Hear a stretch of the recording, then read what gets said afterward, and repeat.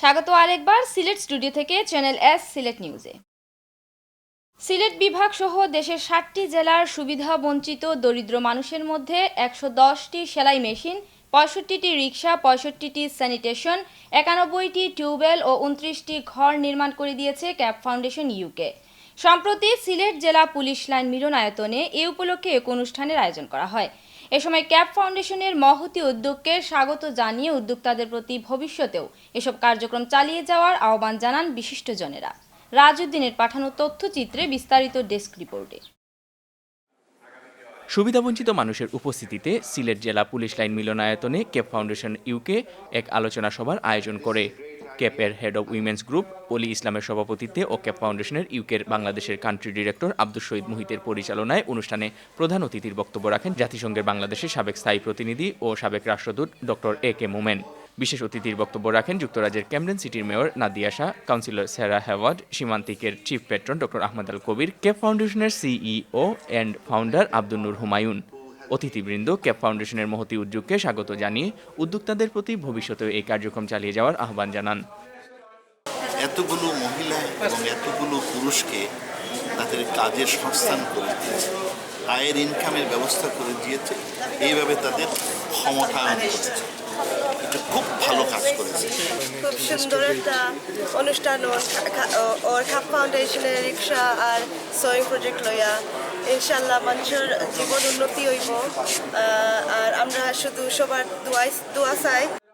উদ্যোক্তারা জানিয়েছেন, এবছর সিলেট বিভাগ সহ দেশের ৭টি জেলার সুবিধাবঞ্চিত দরিদ্র মানুষদের মধ্যে ১১০টি সেলাই মেশিন, ৬৫টি রিকশা, ৯১টি টিউবওয়েল, ৬৫টি স্যানিটেশন সামগ্রী ও ১৯টি ঘর নির্মাণ করে দেওয়া হয়েছে। We have given 65 rishkas and 110 selai machines.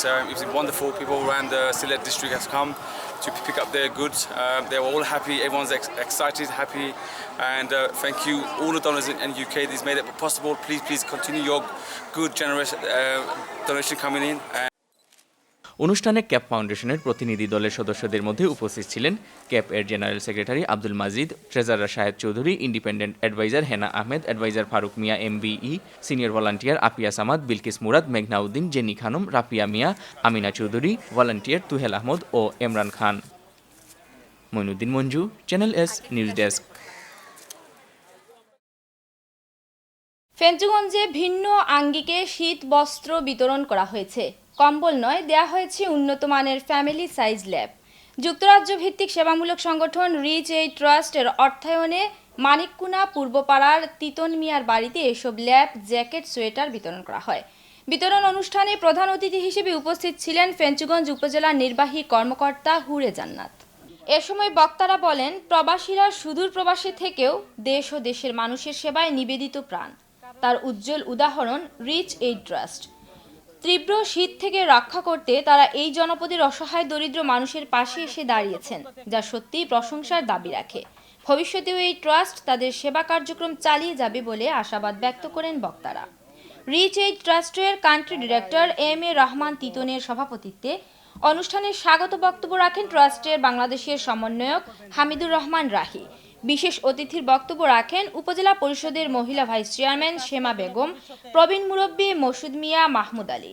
এ সময় যুক্তরাজ্যে বসবাসরত মোহাম্মদ আব্দুল আহাদ আজিজ, রিচ এইড ট্রাস্টের জেনারেল সেক্রেটারি রুম্মান কামালি লুকমান, আরতাদ আহমেদ আদিব, মোহাম্মদ মকসুদুল ইসলাম জুবেল, আব্দুল খালিক ও কাশেম আলী সহ সকল দানশীল ব্যক্তিত্বদের প্রতি কৃতজ্ঞতা প্রকাশ করেন তারা। তাদের এই কর্মকাণ্ড যেটা সবার জন্য ভালো, এই জন্য আমি তাদের প্রতি কৃতজ্ঞতা প্রকাশ করছি। সাধারণভাবে আমরা কম্বল বা পোশাক বিতরণে উপস্থিত থাকি, কিন্তু একটু অভিনব, কারণ এটি হলো লেপ বিতরণ। আয়োজক তিতন মিয়া বলেন, আমরা বিগত সময় থেকে চক্ষু শিবির, রমজানে অসহায় মানুষের মধ্যে খাদ্য সামগ্রী সহ বিভিন্ন সহায়তা সামগ্রী দিয়ে আসছি। সকলের সহযোগিতা নিয়ে ভবিষ্যতেও এমন কার্যক্রম অব্যাহত রাখতে চাই। আপনারা সবাই এই ট্রাস্টের উদ্যোক্তা ও সংশ্লিষ্ট ব্যক্তিবর্গের জন্য দোয়া করবেন। ভবিষ্যতে আমরা এই জনসেবামূলক কাজ বড় আকারে করার পরিকল্পনা আছে। চক্ষু শিবির করা, চাল দেওয়া রমজান মাসে। এই রিচ এইড ট্রাস্টের মাধ্যমে আমাদের আরও প্ল্যান আছে তো আমরা আশা করি যে সবাই দোয়া করবেন যে আমরা এই অর্গানাইজেশনটাকে আরও এগিয়ে নিয়ে যেতে পারি। অনুষ্ঠানে শতাধিক মানুষের মাঝে লেপ ও অর্ধ শতাধিক শিশুদের মধ্যে জ্যাকেট ও সোয়েটার বিতরণ করা হয়। আমরা সবসময় তারা লাগে দোয়া করি স্থায়ীভাবে যেন আমরা গরিব দুঃখী সবার লাগে সবসময় সেবা করতে পারেন। আজকে আমরা রাজাই দিছই আমরা ভাইছি আল্লাহ বাচ্চা খাচ্চা রন্ধানোর আল্লাহ নিয়াল করি দক্ষ আমরা দোয়া করি। ছুটার আসিল না তারা দিছ না আমি তারা লাগে দোয়া করি। জাতীয় মসজিদ বায়তুল মুকাররমের ভারপ্রাপ্ত খতিব হাফিজ মাওলানা মুফতি মিজানুর রহমান বলেছেন, হাফিজ সুলতান রহমতুল্লাহি আলাইহির উত্তরসূরিরা যুগ যুগ ধরে কোরআনের খেদমত করে যাচ্ছেন। কোরআন হাদিসের জ্ঞান মানুষকে অন্ধকার থেকে আলোর পথে নিয়ে আসে। আল্লাহ ও রাসূল সাল্লাল্লাহু আলাইহি সাল্লামের দেখানো পথে চলতে পারলেই দুনিয়া ও আখিরাতের মুক্তি লাভ করা যাবে। কোরআনই হচ্ছে মানবতার একমাত্র মুক্তির সনদ। রাসূল সাল্লাল্লাহু আলাইহি সাল্লামের ভালোবাসা পেলেই আল্লাহ রাব্বুল আলামিনের সান্নিধ্য পাওয়া সম্ভব। তিনি দক্ষিণ সুরমা উপজেলার বড়ইকান্দি মিয়াবাড়িতে সুলতানুল হুফাজ বোর্ডের পুরস্কার বিতরণ ও ৮৬তম হাফিজ সুলতান রহমতুল্লাহি আলাইহির ইসালে সোয়াব উপলক্ষে তাফসিরুল কুরআন মাহফিলে প্রধান অতিথির বক্তব্যে এসব কথা বলেন। সুলতানুল হুফাজ বোর্ডের প্রধান পৃষ্ঠপোষক শিক্ষাবিদ ডক্টর কবির চৌধুরীর সভাপতিত্বে ও ব্যাংকার মাহবুবুল কাদের চৌধুরীর পরিচালনায় মাহফিলে প্রধান বক্তা হিসেবে তাফসির পেশ করেন মাওলানা আবু তাইয়েব সতপুরি।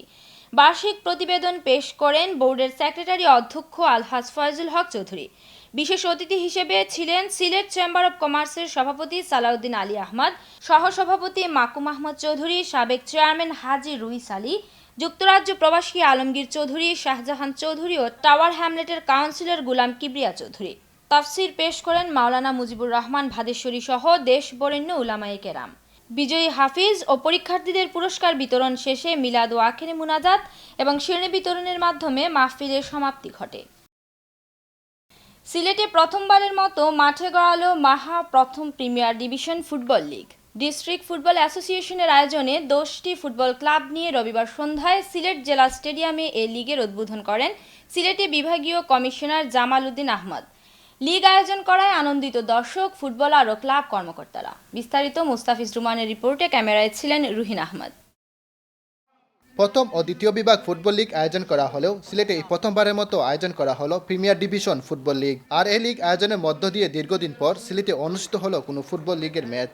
রবিবার সন্ধ্যায় জেলা স্টেডিয়ামে জমকালো উদ্বোধনী অনুষ্ঠানের পর সিলেট আবাহনী ক্রীড়াচক্র ও জনতা ক্লাবের ম্যাচ দিয়ে মাঠে গড়ায় এই লিগ। প্রথমবারের মতো সিলেটের মাঠে এই লিগ আয়োজন করায় আনন্দিত দর্শক, ফুটবলার ও ক্লাব কর্মকর্তারা।